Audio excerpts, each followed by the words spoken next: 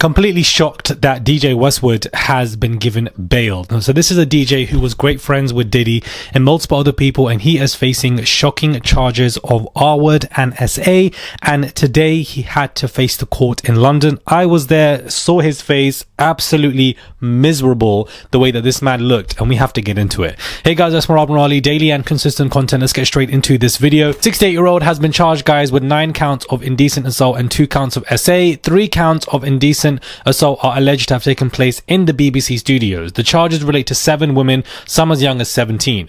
Mr. Westwood today, guys, at Westminster Magistrates Court Monday was granted bail.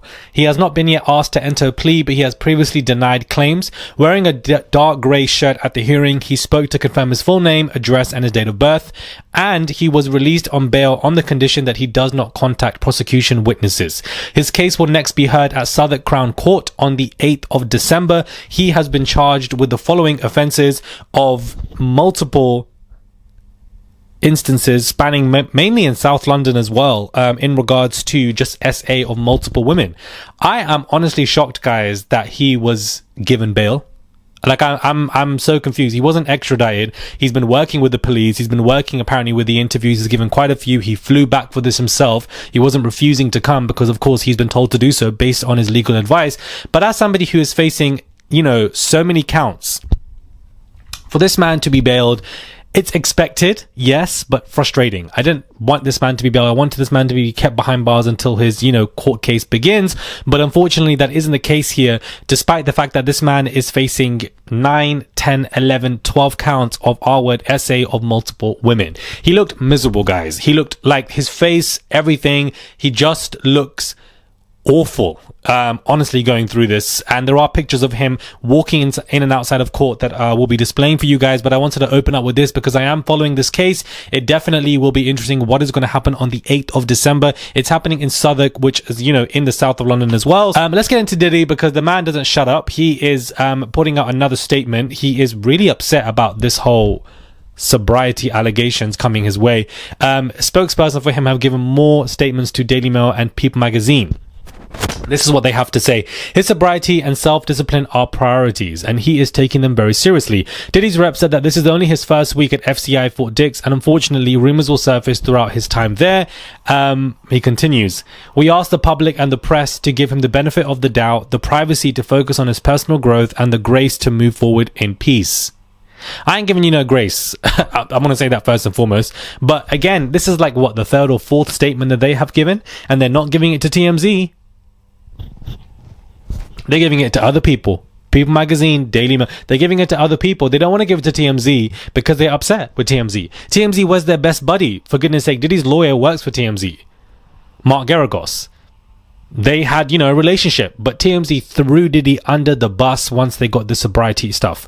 And he apparently was creating some kind of moonshine, with fermented sugars, Fanta, and apparently toilet water is what they're saying that Diddy was using, or the inmates were using, and gave some to Diddy, and that they used some of that toilet water to mix it up. And I'm just like, Lord have mercy, is that how desperate you guys are? This man didn't do any of this at the MDC, reportedly, but now when he goes to a better prison, he now wants to get away with stuff like this. When he gets out to a better environment than the Fort Dix, he will be going right back to all of this. This man is not remorseful, nor accountable for any of his actions. He doesn't care about what he's done, and he will do it again if he knows that he can get away with it. 110%. 110%. I just don't get why him and his PR want to give continuous amount of statements, because whilst this man is giving statements again and again and again, clearly showing that he's deranged and panicking, simultaneously he's been accused in new court filings, which I spoke about yesterday, that he was sending threats to Dawn Rashad whilst he was in prison, whilst he was at the MDC.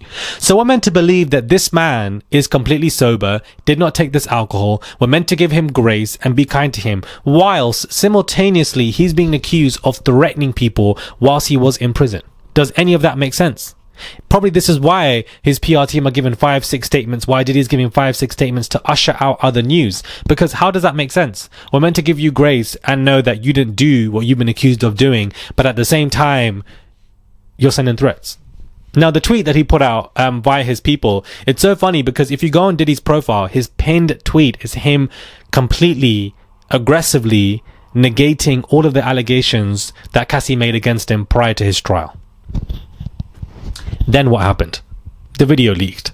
The trial took place. He's been sentenced. He's in prison. So the fact that they haven't even removed that pinned tweet clearly goes to show you it's crazy. When this man emphatically denies allegations, emphatically says, no, no, no, no, no, I believe it. Because why are you running your mouth like this? Of course, you're going to have a little bit of alcohol. You want to have some fun. You're in prison. You've broken your sobriety journey and you will break it again when you leave. That's why he had these Miami speaking engagements.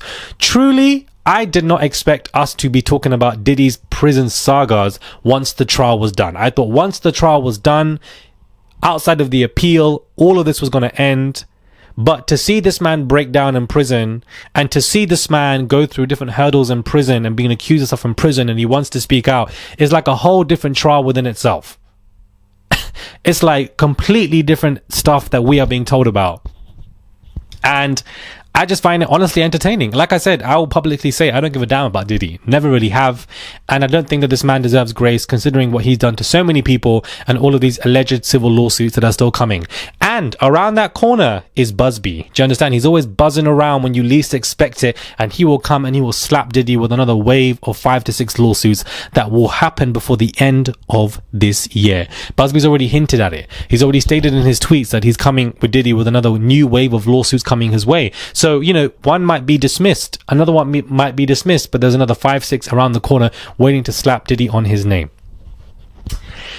Whew. Now, Lily Coley and Ramir are not giving up on their fight against Jay-Z and this paternity, whole scenario. They definitely believe that everything was dismissed based on specific charges,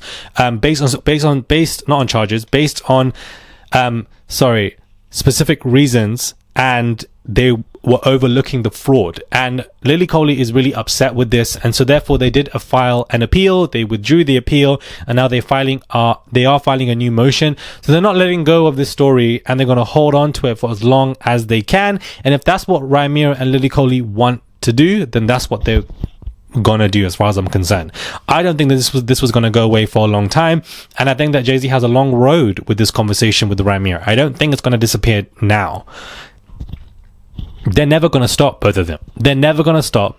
The only way is if Roc Nation end up on their doorstep sending them threats. That's probably the only way.